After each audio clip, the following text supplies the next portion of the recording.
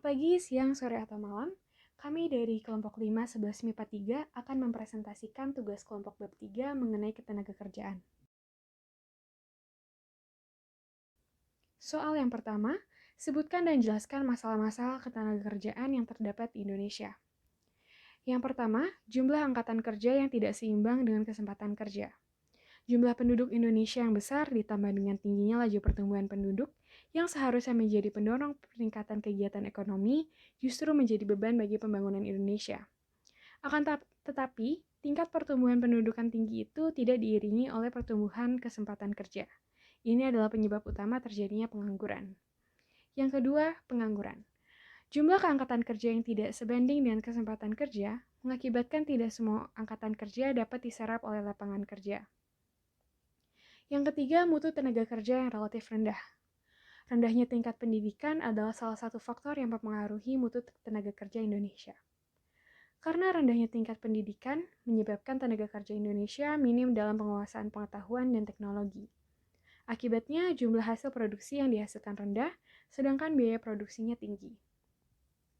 Ini merupakan penjelasan lengkapnya.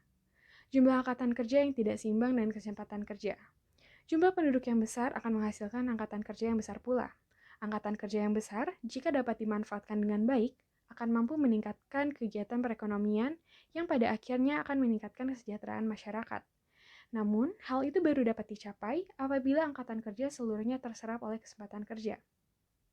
Jumlah penduduk Indonesia yang besar, ditambah dengan tingginya laju pertumbuhan penduduk yang seharusnya menjadi pendorong peningkatan kegiatan ekonomi, justru menjadi beban bagi pembangunan ekonomi. Akan tetapi, tingkat pertumbuhan penduduk tinggi itu tidak diiringi dengan pertumbuhan kesempatan kerja. Ini yang menyebabkan pengangguran. Yang kedua, mutu tenaga kerja yang relatif rendah. Rendahnya tingkat pendidikan adalah salah satu faktor yang mempengaruhi mutu tenaga kerja di Indonesia. Karena rendahnya tingkat pendidikan menyebabkan tenaga kerja Indonesia minim dalam penguasaan pengetahuan dan teknologi. Akibatnya, jumlah hasil produksi yang dihasilkan rendah, sedangkan biaya produksinya tinggi. Tingginya biaya produksi mengakibatkan hasil produksi Indonesia sulit bersaing dengan produk negara lain. Selain itu, mutu tenaga kerja berpengaruh pula pada tinggi rendahnya upah tenaga kerja. Upah buruh di Indonesia masih relatif rendah dibandingkan dengan negara-negara lain. Yang ketiga, masalah pengangguran. Jumlah angkatan kerja yang tidak sebanding dengan kesempatan kerja mengakibatkan tidak semua angkatan kerja dapat diserap oleh lapangan kerja. Hal ini diperparah karena banyaknya tenaga kerja yang kena pemutusan hubungan kerja atau PHK. Pesangon karyawan PHK seringkali tidak sesuai dengan nominalnya. Lama prosesnya bahkan tidak dibayarkan. PHK karyawan bisa terjadi karena banyak hal, diantaranya perusahaan pilot, peleburan, pemisahan, perusahaan tidak bersedia menerima tenaga kerja di perusahaan. Selain itu, kondisi pandemi corona juga membuat ekonomi lesu yang mengakibatkan banyak perusahaan yang melakukan pemutusan hubungan kerja atau PHK dan membuat pekerja kehilangan pekerjaan. Soal yang kedua, bagaimana peran pemerintah dalam mengatasi masalah-masalah ketenagakerjaan tersebut? Yang pertama, menyusun dan memonitor pelaksanaan peraturan ketenagakerjaan. Yang kedua, memberikan kredit dengan bunga kecil pada masyarakat yang ingin memulai usaha. Yang ketiga, mendirikan berbagai pusat latihan kerja. Dan yang keempat, membina hubungan industrial dalam negeri dan luar negeri. Menyusun dan memonitor pelaksanaan peraturan ketenagakerjaan. Pemerintah melalui Departemen Tenaga dan lembaga-lembaga terkait lainnya dalam mengeluarkan undang-undang, keputusan, dan regulasi-regulasi lainnya untuk mengatur ketenagakerjaan di Indonesia. Yang kedua, mendirikan berbagai pusat latihan kerja. Hal ini dilakukan untuk melatih orang menjadi manusia terampil, berinisiatif, dan kreatif. Yang ketiga, memberikan kredit dengan bunga kecil kepada masyarakat yang ingin memulai usaha.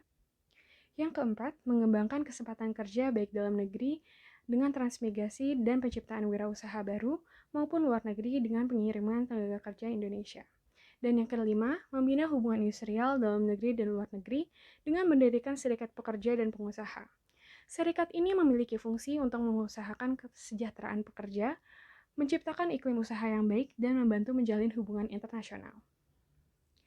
Soal yang ketiga, jelaskan bagaimana upaya yang dilakukan oleh pemerintah untuk peningkatan mutu tenaga kerja. Yang pertama, pelatihan. Mengadakan pelatihan tenaga kerja. Upaya ini harus dibarengi pula dengan kualitas tenaga ahli sebagai pembimbing atau instrukturnya. Meningkatkan kualitas pendidikan di Indonesia, khususnya pendidikan formal. Yang kedua, penelitian. Penelitian ini bertujuan untuk mengetahui bagaimana kinerja Dinas Ketenagakerjaan dalam meningkatkan kualitas tenaga kerja, serta pelatihan yang diberikan dan upaya yang dilakukan. Soal yang keempat, jelaskan bagaimana upaya yang dilakukan oleh pihak swasta untuk peningkatan mutu tenaga kerja. Yang pertama, mengadakan berbagai pelatihan dan seminar bagi para tenaga kerja untuk meningkatkan kualitas tenaga kerja. Yang kedua, menempatkan tenaga kerja di bidang yang sesuai dengan kompetensi dan keahliannya. Yang ketiga, memberikan upah yang layak kepada tenaga kerja sesuai dengan partisipasinya di pekerjaan.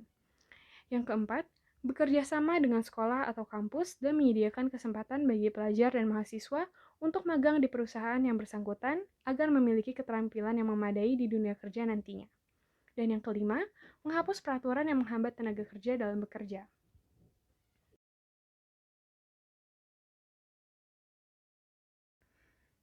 Soal yang kelima, menurut kelompok kalian, bagaimana upaya kita sebagai individu untuk peningkatan mutu tenaga kerja? Yang pertama, tetapkan target atau tujuan yang jelas. Yang kedua, memberi kebebasan tenaga kerja untuk berkreasi. Yang ketiga, ukur produktivitas tenaga kerja. Dan yang keempat, keamanan dalam bekerja. 1. Tetapkan target atau tujuan yang jelas. Langkah ini adalah langkah yang paling dasar.